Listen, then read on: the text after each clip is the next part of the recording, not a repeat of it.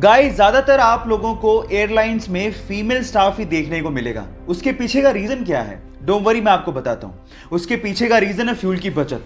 अब आप लोग कहेंगे फ्रीमेल स्टाफ और फ्यूल की बचत, इनका आपस में क्या कनेक्शन है? बहुत गहरा कनेक्शन है। एक्चुअली एक प्लेन एक जगह से दूसरी जगह पे जाने में कितना फ्यूल खर्च करेगा वो वेट पे डिपेंड करता है, और कंपैरेटिवली फीमेल का वेट मेल के वेट से कम होता है। और ऐसा करके बहुत सारी एयरलाइन कंपनीज ने एक एक साल में 2 से 3 करोड़ रुपए की फ्यूल की बचत भी की है। क्या आपको इसके पहले तक इफेक्ट पता था? और अगर नहीं पता था तो चैट सेक्शन में लिखना मत भूलिएगा।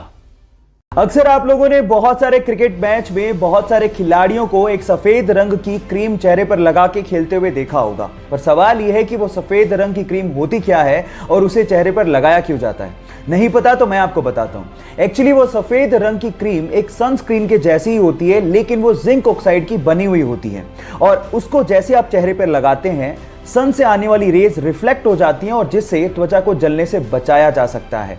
क्या इसके पहले तक इफेक्ट आपको पता था? और नहीं पता था तो चैट सेक्शन में लिखना मत भूलिएगा।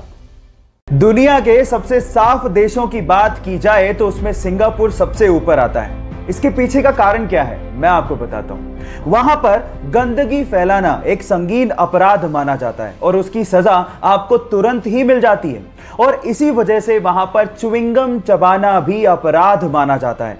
और अगर गलती से भी आप च्युइंगम चबाते वहां पर पकड़े गए तो आपको $2000 यानी कि लगभग 1.5 लाख रुपए का जुर्माना भरना पड़ेगा, या फिर आपको 1 महीने जेल में बिताना पड़ेगा।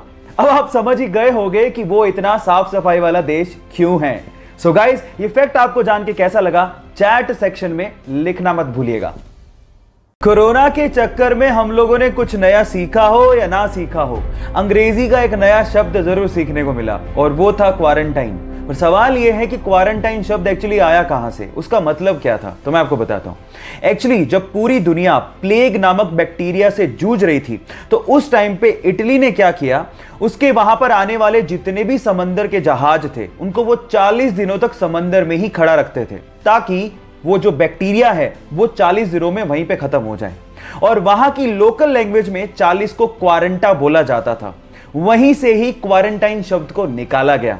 क्या आपको इसके पहले तक ये बात पता थी? और नहीं पता थी तो चैट सेक्शन में लिखना मत भूलिएगा।